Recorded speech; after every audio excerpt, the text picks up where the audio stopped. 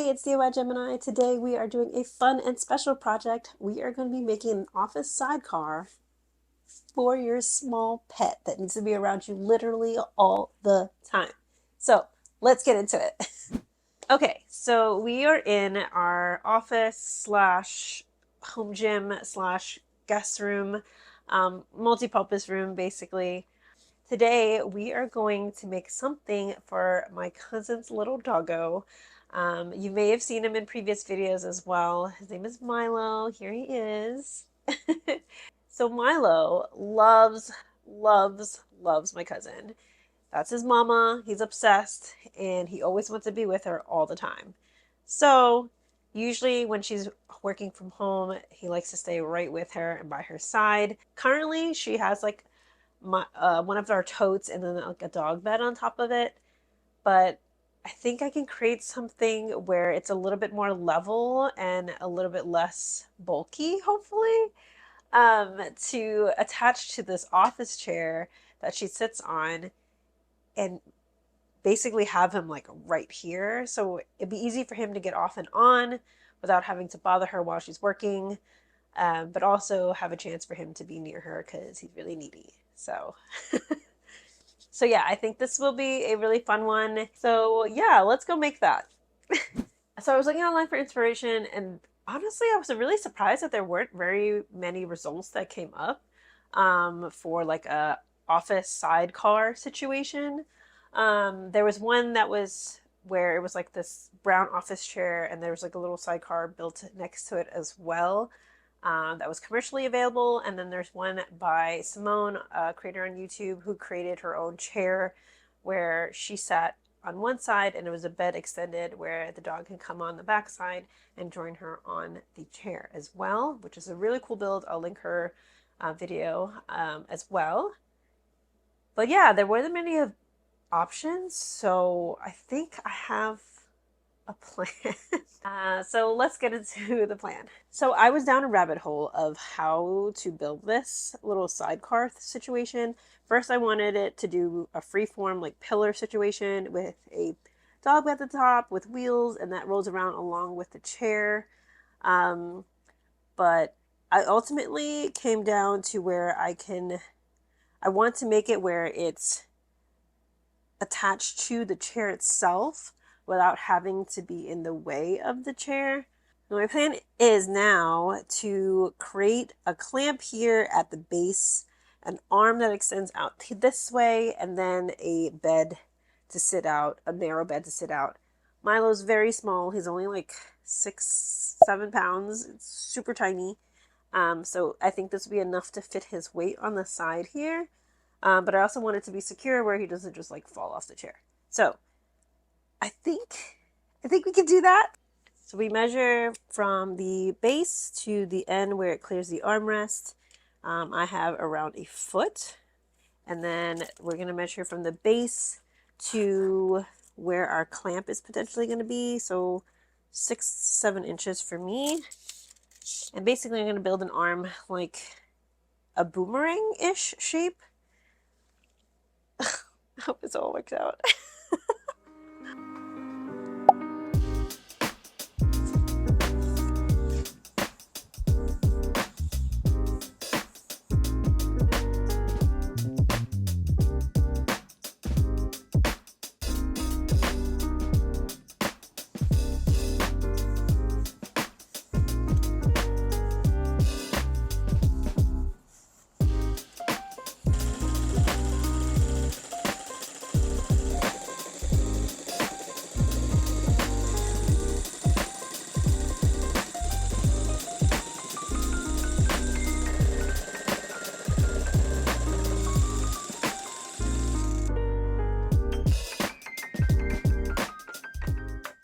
So one thing I do like about this project is that it is a project that's perfect for using a lot of scrap wood, because basically I'm not buying any new materials for this project really, except for the clamp that's going to go on the chair.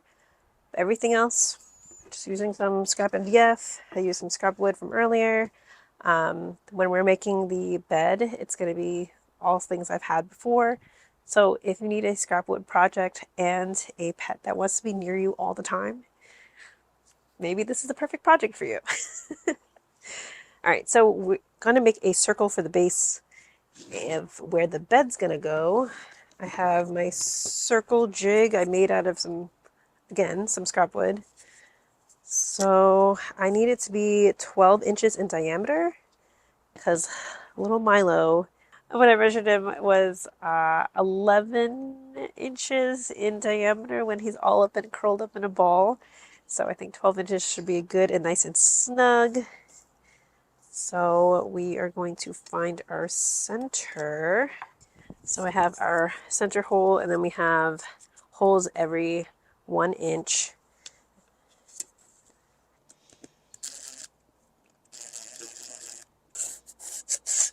Six-inch mark.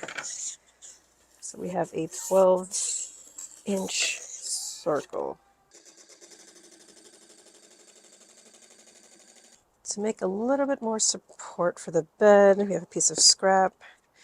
We'll take a 45-degree angle off of one of them. So basically the idea is these are going to go like this, and like that, like this, and then it's going to support the bed. We're going to cut off the tops of these to make it flush with this, but yeah. Let's make some pocket holes on here on our arm and as well as on our sides.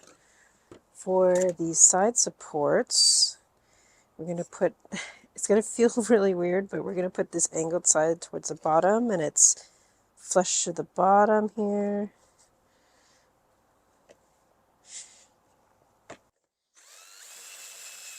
We're going to also put pocket holes on here where the base of the chair is, and here to connect the circular bed frame.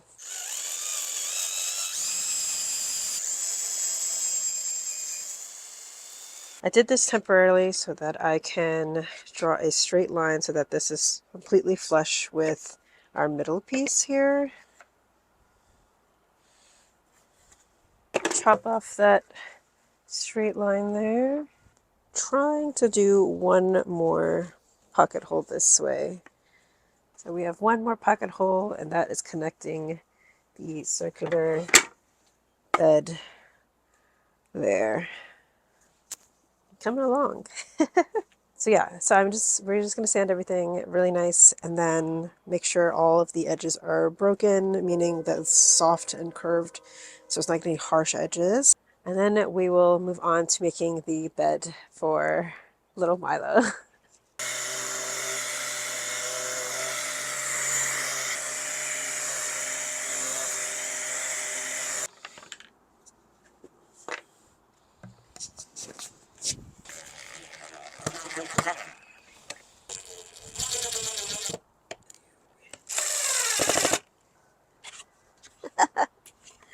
Do you see it now? Oh my god, it's a little heavy on this side, so I'm a little worried.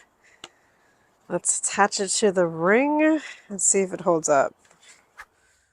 After the first test run, it was still unstable, so we're going to add a leg for stability. I got a 2x6 board and cut a taper for some visual interest. Next, we're going to add a caster to the smaller end of our tapered leg. We made sure to pre-drill the holes to prevent splitting. We'll then add the leg to the underside of our bed contraption using pocket screws. Next, we'll add an additional ring and some DIY brackets for the bed. We'll need at least 4 of these brackets, which will suspend the ring above our circular base to better support the bed. I ended up rounding the corners to make it a little bit less angular looking. The bottom of the L will screw onto the existing circular base that we have, and the ring will fit onto this little lap joint that we made here. You'll see in a moment how that's all assembled together using screws.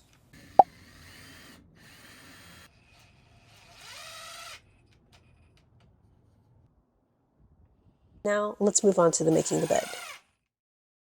Okay, so now it is time to make the dog bed that's going to go on top. I decided to use this. I still don't know what it is. I think it's like part of a couch cover, maybe? This is actually left over from a project to make some scrunchies. I did a while ago for a Christmas video. I have this and this piece left, and I decided to do like a velvet. That is a fabric that doesn't really trap the fur as bad. So that's why, and plus this is a gorgeous color. Like, come on. To fill the inside, we have some filling left over from a previous project and like some of my pillow, honestly. This is not going to be enough. The rest of it's going to be filled with like fabric scraps. We're basically going to do a 12-inch circle bed, and then we'll have a wall to basically help make it extra cozy for dog. Let's cut 2 circles out of this, but first I'm going to cut out this elastic band so I can get like a flat surface. I am super excited, and my fear is, one, that Milo, our little doggo, won't like it. 2, that the bed itself is going to be a little too heavy for our clamp to hold upright. So I have to figure out another method. But we're not going to speak that into the universe. We're gonna do great. DIYs never have any problems whatsoever. No. This was like the closest I could find as far as the size goes to trace. This is 11 inches in diameter. This is just my trash can. And then we're going to trace it.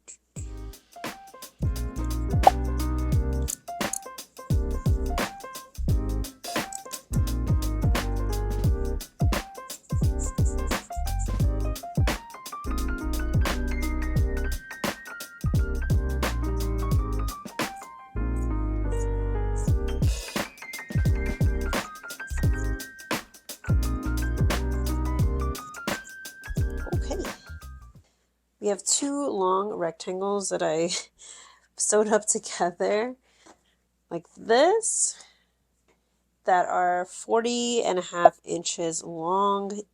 We are going to sew them together, right sides together, and sew all along here, but keeping one end open so that we can stuff it. So let's do that. Since I have a stretchy fabric, you're going to see that I'm doing a zigzag stitch. With a non-stretchy fabric, I would just do a straight stitch.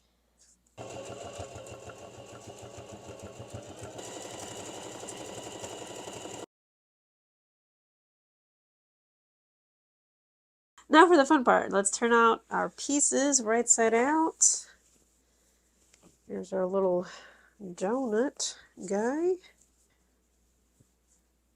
Have her, and then we have our long rectangle as well. Okay, now to stuff these bad boys with our stuffing and our fabric scraps. Okay, so yeah, just like that, and keep going for both of these pieces. This is going to take me a while, so let's move to time-lapse mode.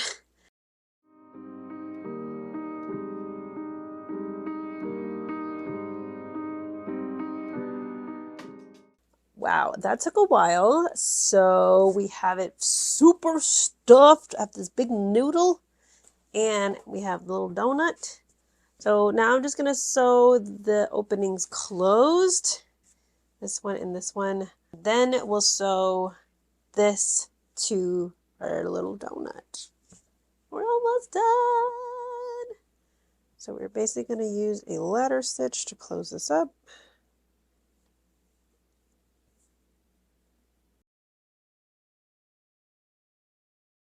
Our donut is sewn closed.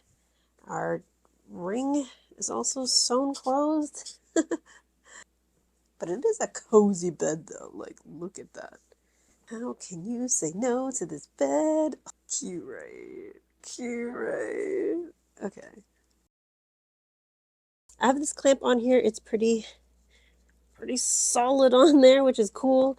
I think it's meant for like off-roading to add accessories or boats or something to hang lights and things, but this worked well for my needs. So Basically, we have our clamp here, and we have a piece of scrap wood that I have bolted to the clamp with a bolt, washer, and nut, and that's pretty tight on there. So now we're going to attach our contraption here to here.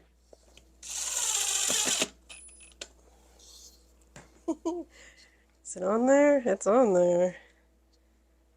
Does it roll? It rolls! Oh my god! The dog bed on. Sure, match our Velcro. Come on, Mike. Gonna put you in here for a sec. Okay. How you feeling? How you feeling, huh?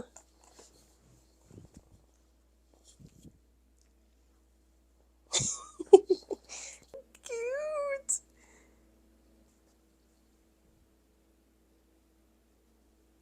You're so handsome. Wow.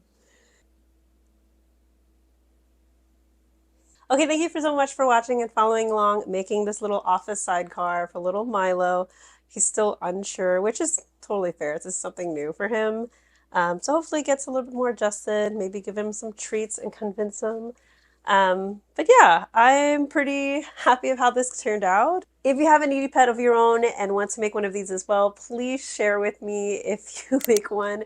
I would love to see it. But yeah, I'm super happy how this turned out. I will see you in 2 weeks for another really fun video. Yeah, thank you so much for watching. I'll see you at the next one. Bye.